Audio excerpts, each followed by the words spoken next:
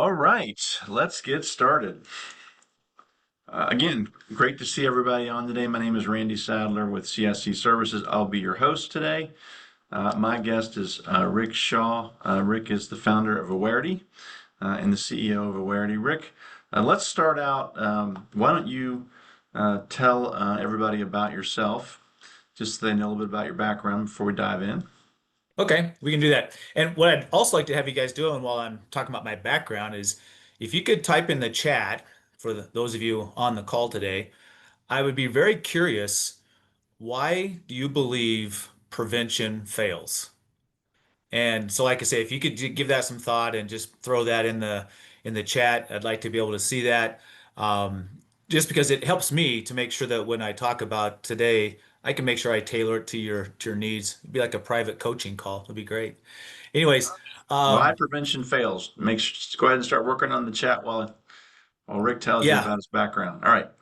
thanks. So my background is really I've been a kind of a prevention guy all my life. I was thinking about this the other day. Is I back in sixth grade, um, which is almost 50 years ago. That's crazy. But anyways, there was, a girl in the special needs and these kids used to just tease her and all kinds of things. It was really bad. And she would have seizures and they were really scary. And so you probably can't tell, but I'm not a big guy. I'm only 5'7". But anyways, back then I'm sixth grade. I was a really small guy.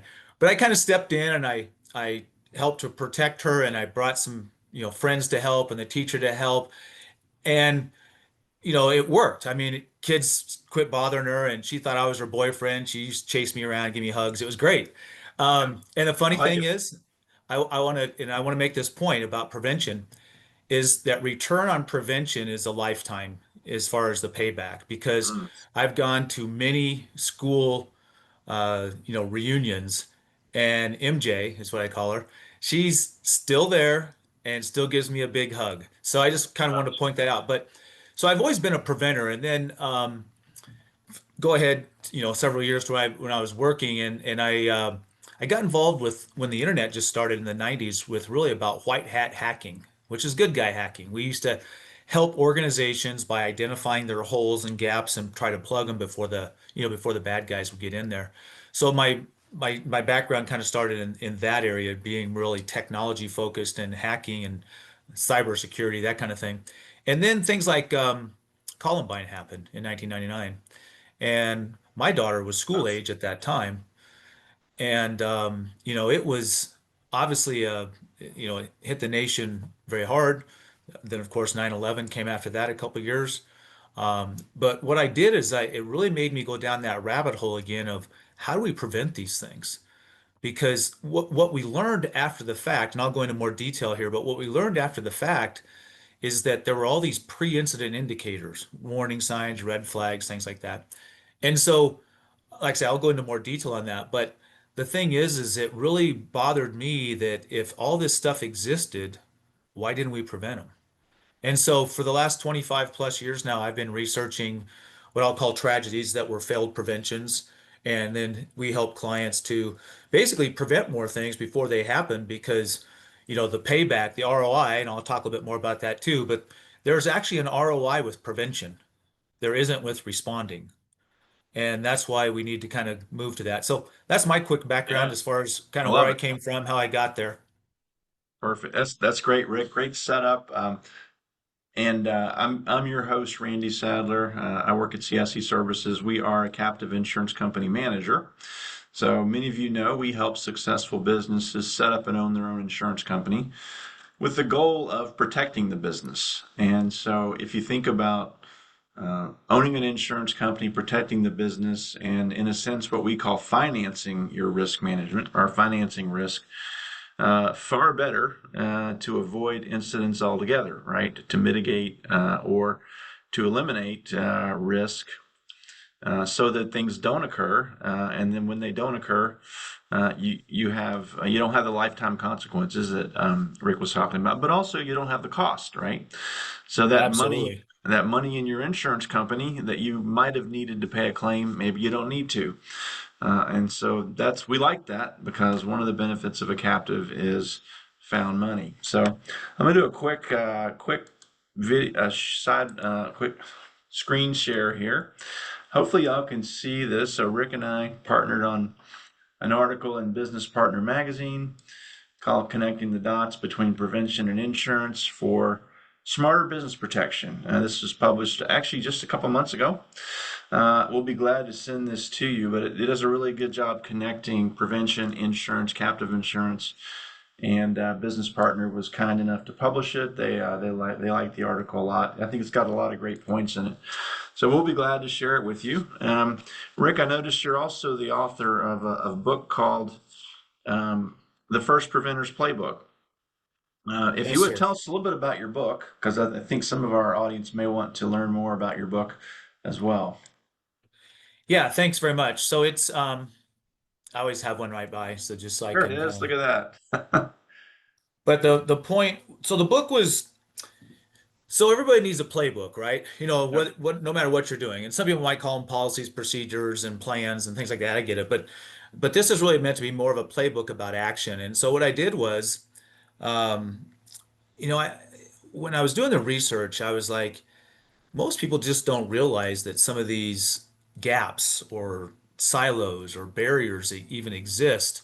Some are really blind spots. I mean, true blind spots for people. So my goal with the book was to use some of the research I had been doing. So this came out in 2020, the book did.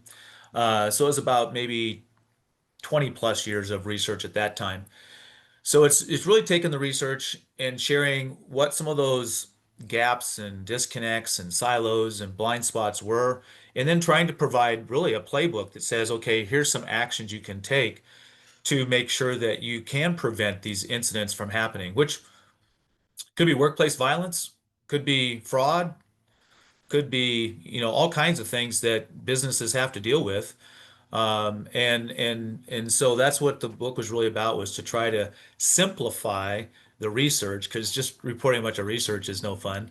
But really simplify it, and also provide what we call the 6 stages of prevention, because the research kind of exposed those 6 stages of prevention. And so I go into more detail about how you can really take action with each of those 6 stages and prevent more incidents from even happening.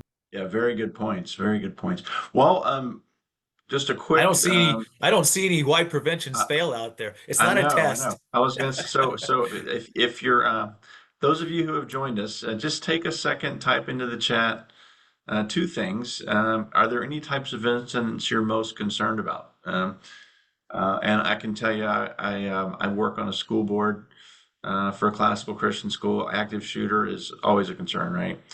And so that's a big one. Or you may be concerned about a weather event. You may be living somewhere where weather events are common as well. And then, if you can, type in there, why do you think prevention fails?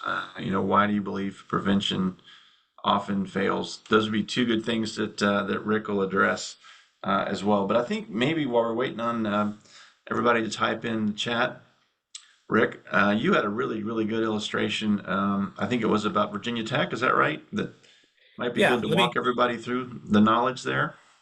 let me share my screen here and get back over here. So just to give you a little bit of background too on my some of the research I've been doing, and what it kind of looks like is, Hmm. and again, like Randy mentioned, whether it's an active shooter or an act of violence or suicides or sex assault or all kinds of different incidents out there, what they have a lot in common when it comes to preventing them. And so let me scroll down here and I'll show you what I mean. So this was just one example of, this was Virginia Tech. And what I mean by this was Virginia Tech, I mean that after Virginia Tech occurred, and almost after most tragedies, there's a post-incident report.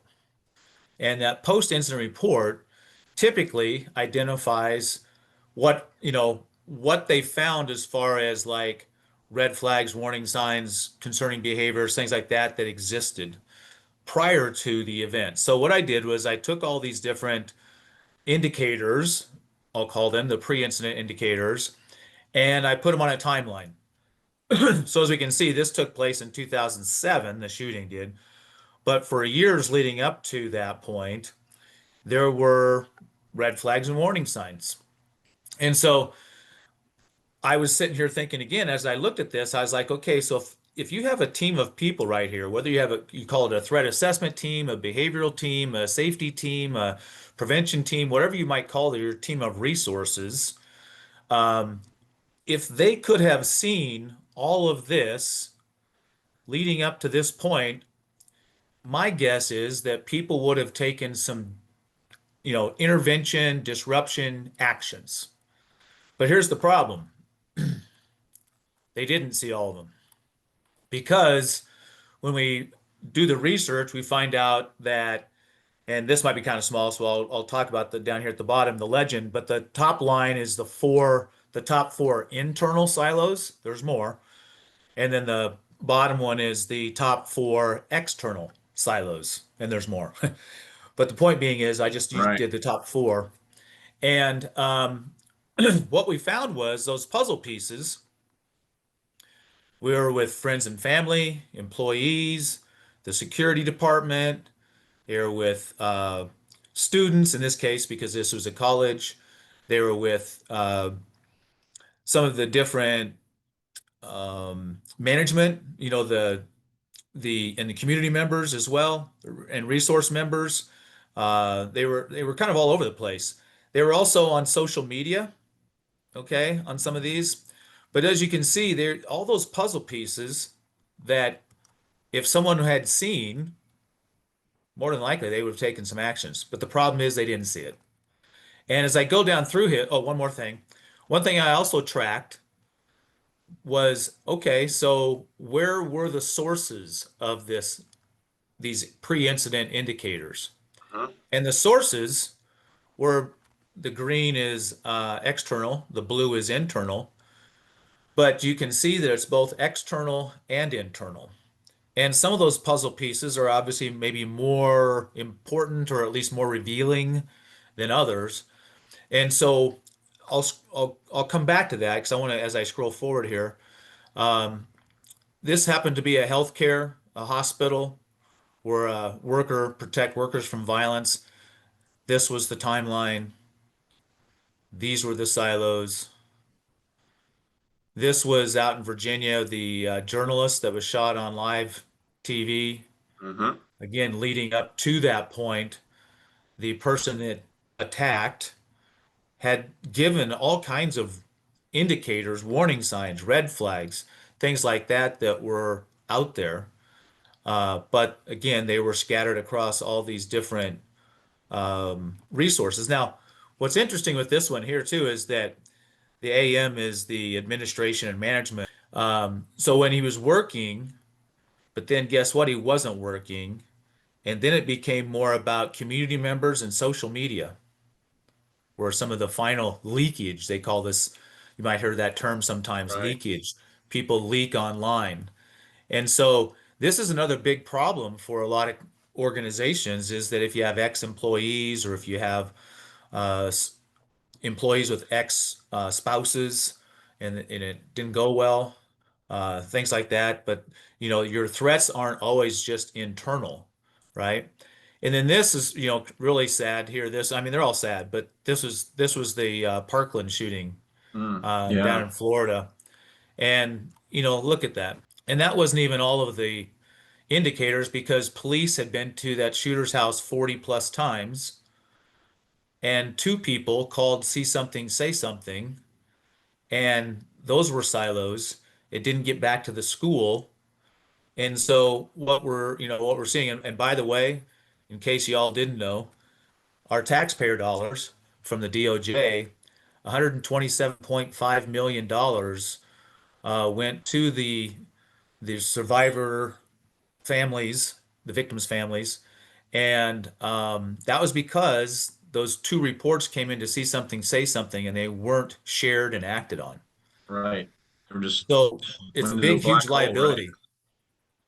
Yeah. Yeah.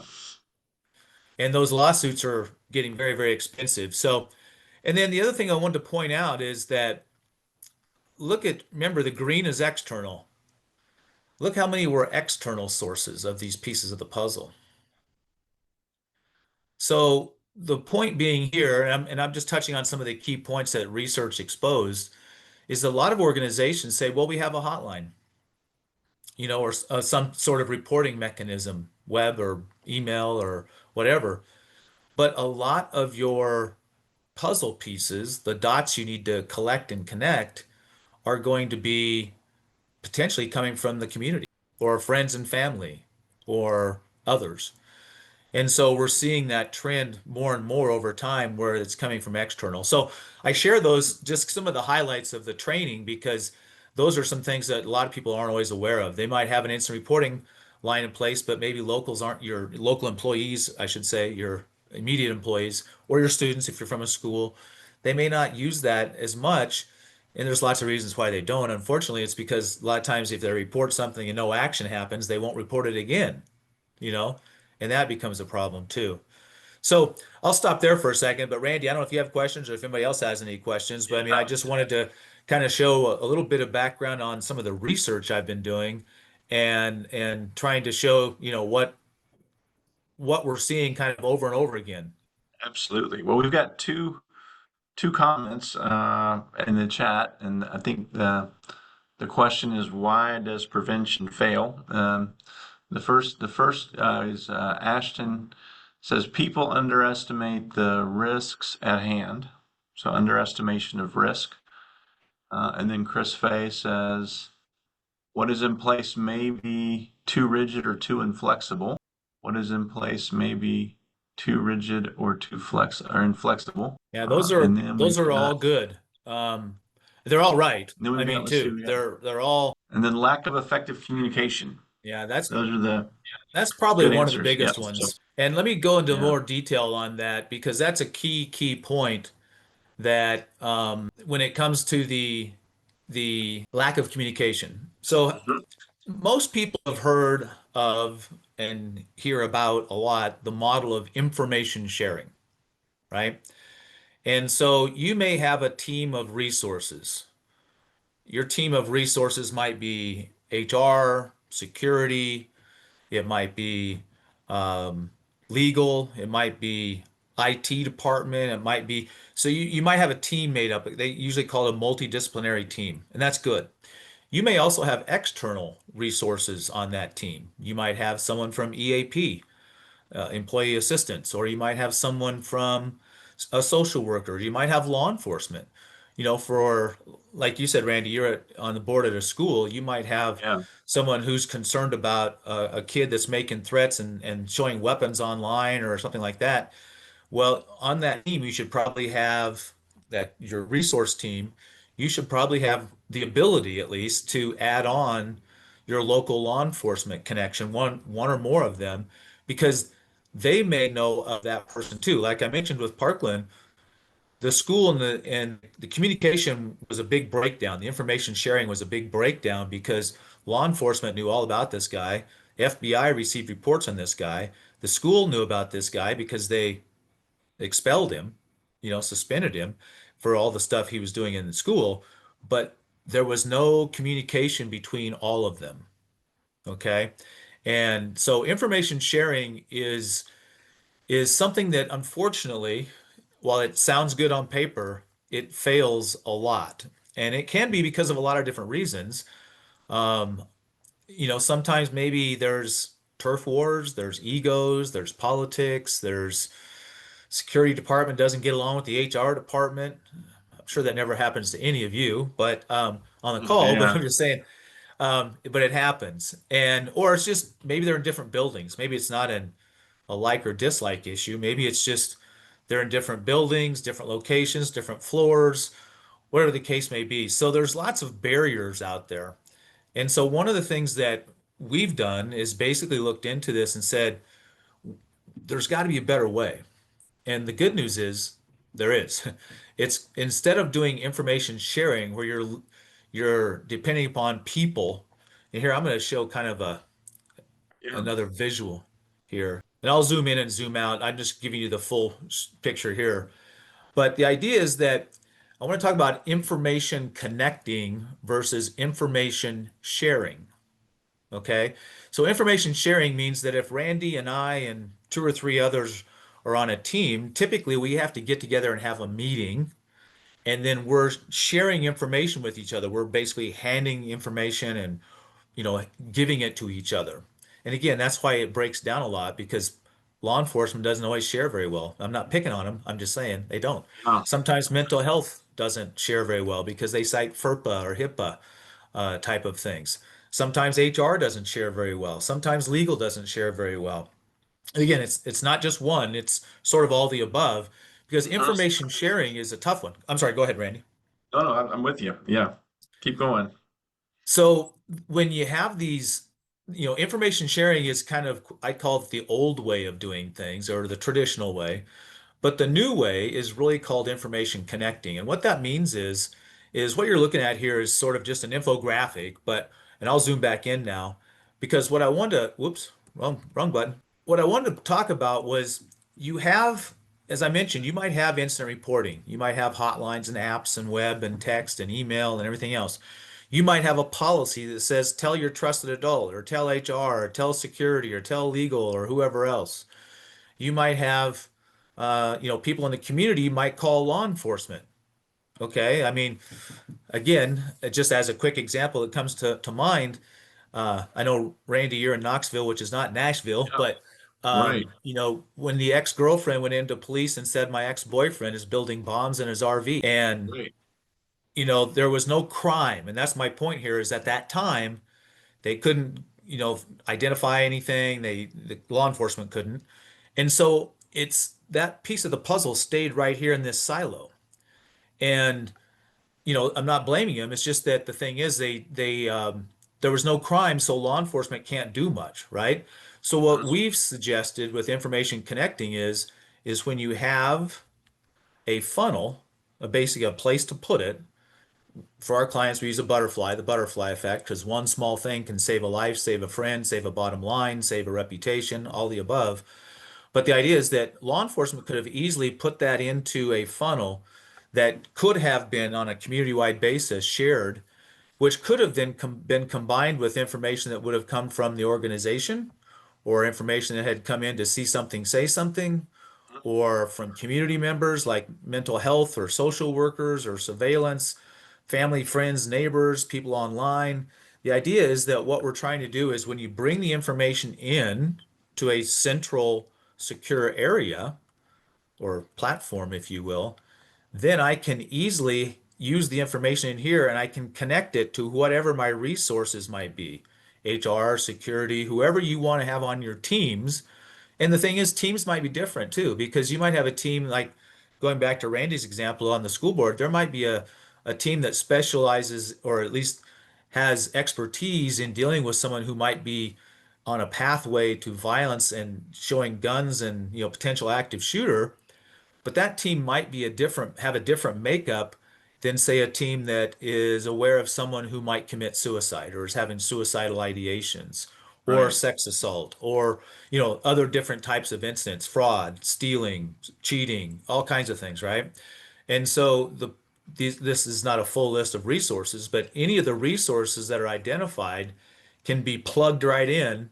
And so we're connecting them to the information versus, you know, depending on people to share it. Does that make sense for Randy or everyone else? Absolutely. It certainly does. While you were going through that, we also had a few more things come in, so let's engage on those real quick. So I think these are really interesting. A disconnect between strategy and culture. So my guess there would be maybe that we're talking about a workplace, and so that's causing frustration, if you will, and then not celebrating and acknowledging short-term wins. So maybe these both sound like cultural, maybe cultures where employees don't feel appreciated, they get frustrated, and it drives them to anger. So those are, I don't know if you've encountered that, Rick, or not, and maybe there's some Ab cases where that's really shown up. Absolutely. Those are both really good. Well, they can be bad things, yes, but I'm just saying, but they're really good observations Good because points. Yeah. that that strategy and culture, that one, for example, I would say is all it. There's a lot of things that can be involved in there, and I'll talk about a few of them. But one is that information sharing that I just talked about, is that you might have a strategy on paper that says, okay, everybody meets every 2 weeks and shares information.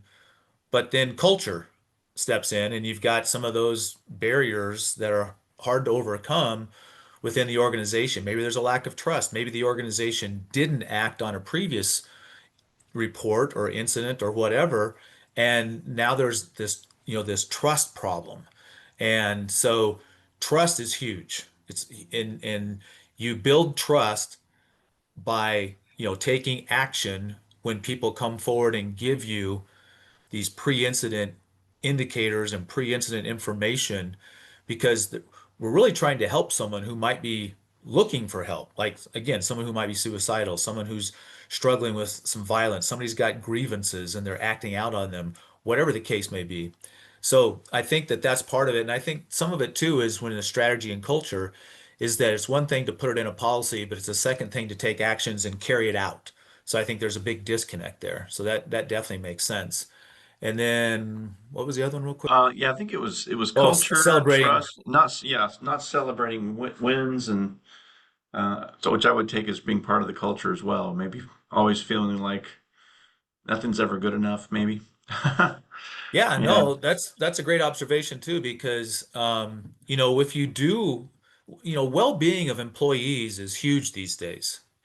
I shouldn't just say these days, it's probably been a huge thing forever, but I'm saying we've got a lot more people these days that are struggling with lots of different issues that are going on in the world, in the country, in the state, in your organization, in your community.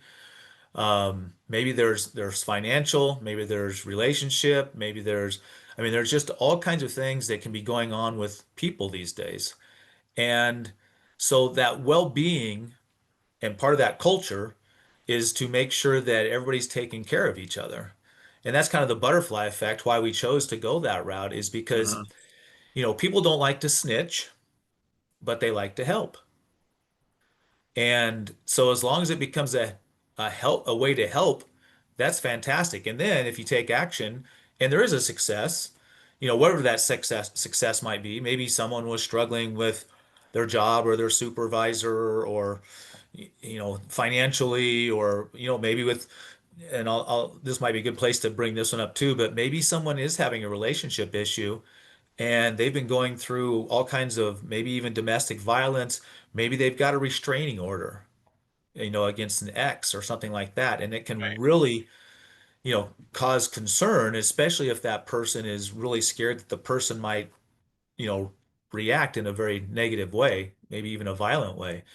And the reason I do want to talk about that is that we've seen that happen many, many times where the ex has come in and the organization needs to be aware that, like, a restraining order, for example, is in place. Hmm. Because if Yeah. they don't, it creates a huge problem, right?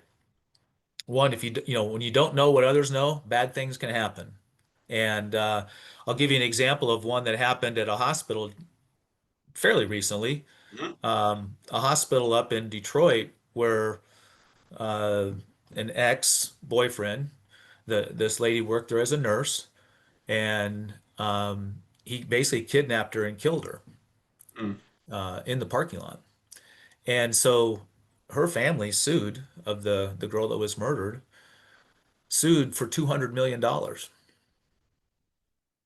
because what they said was, is, the organization should have known that he was a threat. And I think she did identify, not all the details of the lawsuit have come out yet, but um, they were basically saying that they should have known because she had reported him and they did nothing to protect her, or didn't do enough Right. to protect her. Yeah. So again, I just bring that up because of, one, it happens. Two, the lawsuits are soaring, and you don't want to have that hit your captive, that's for sure.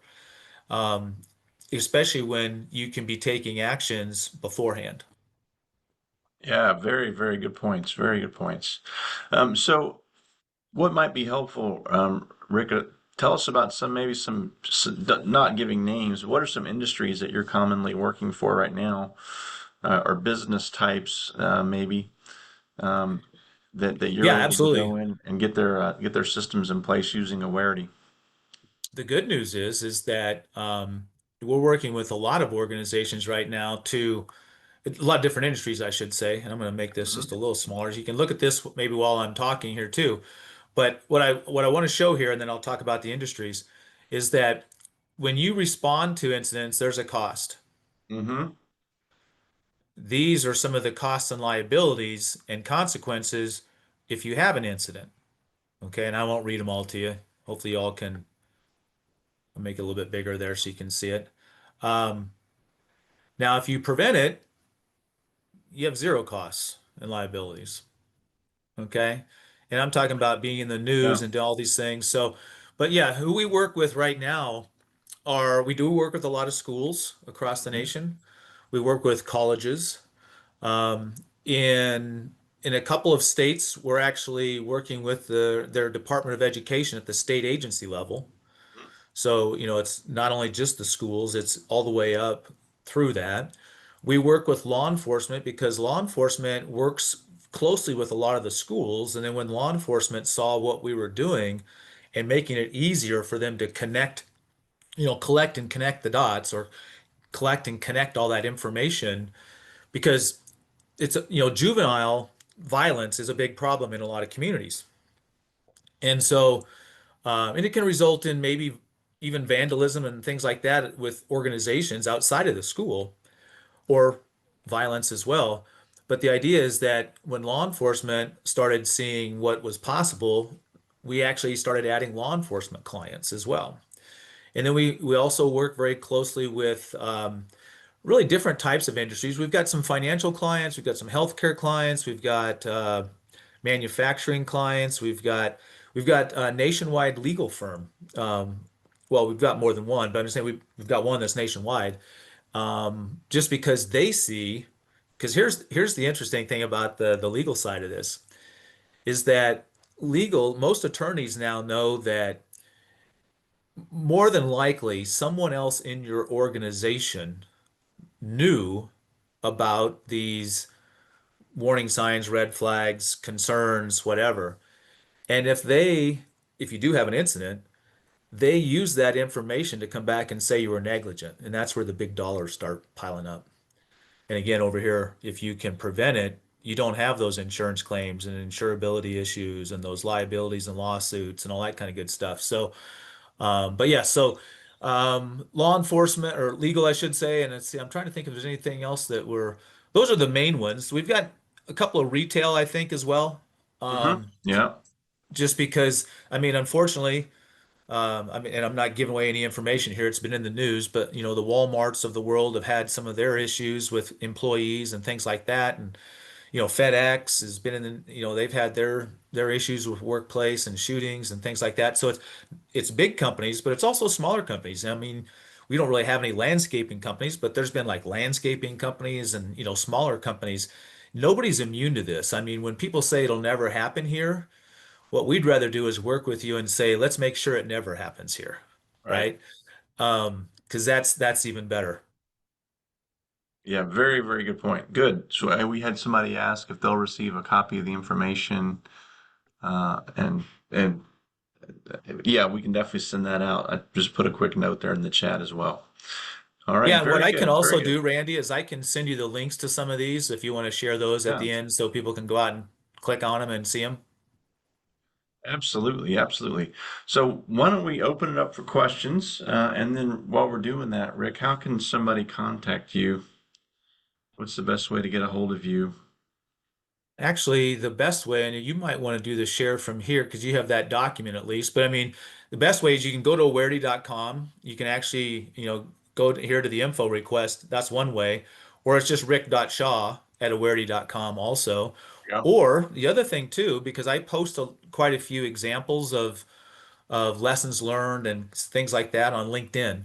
So if anybody wants to go look me up on LinkedIn, I'm happy to connect there as well, because I'm trying to always share information about how we can get better at pre-incident prevention.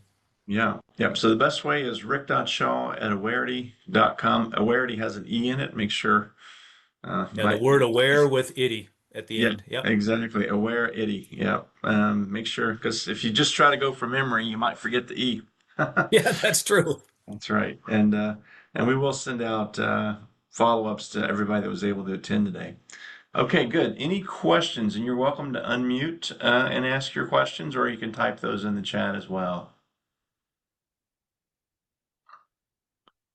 And then while we're waiting, but jump in and interrupt me, I do want to, and I'll share this link as well because I think this is extremely valuable, is that so the National Threat Assessment Center, Mhm. which is a division of the Secret Service, they've released a couple different reports. One was about 173 attacks, okay, in communities, Mm. and 100%, all 180 of the attackers exhibited pre-incident information, 100%. They all So they that all means, give they all give signs if you're looking, don't they? Yeah. yeah, but they were just scattered. That's what they also said. They were scattered across all these different systems. And so, and then the school one, for Randy, or if you've got other people on here that are working with schools, they did a study and there were 41. These were 41. This was back in 2019 and it's basically stayed the same. But all the attackers exhibited concerning behaviors. So we're talking 100% there as well. And then, and just to let you know, we've been working with clients on a county-wide and org-wide basis since 2016, just so you know. But I can include this information as well. But yes, it's I'll be quiet here and let if anybody wants to speak up or type your question in. I just want Yeah. to make sure this is all about what you guys are looking for and what you need. All right. Very good. Let's see. Nothing new in the chat. That's okay. And then, if you'd rather unmute and ask your question, that'd be good too. Give you about another minute. Yeah, and one more thing too while we're waiting is please be aware as as an organization that this is a law in California, the SB 553. Uh, what I like about it, I'm not a big fan of laws because laws don't prevent anything. It's actions that do.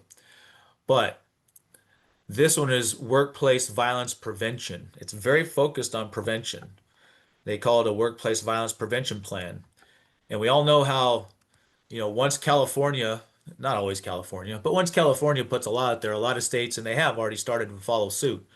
So depending on what state you're in, be really aware because some of these laws are requiring you to do basically like what we've built to help you do. Because the thing is, and if you don't, now you've got an additional liabilities and fines. So, people want prevention. We've just got to help people make sure you've got first preventers and first responders. That's the key. Very good point. Yeah. All right. All right. Good. Well, if you like we'll plan on sending out the article. If you want a copy of Rick's book, reach out to him for sure. If you'd like to schedule time with either me to talk about captive insurance or talk about Awareity and the systems in place to help your organization, your business, whatever it may be, see patterns that you can act before you have a crisis, before you have something horrible happen, then definitely reach out to him as well. Absolutely. All right. Happy to help. Just please Thanks let me for know. thanks for jumping on, Rick. Yep. Thank Enjoy. you. All Appreciate right. it. Everybody have a great day.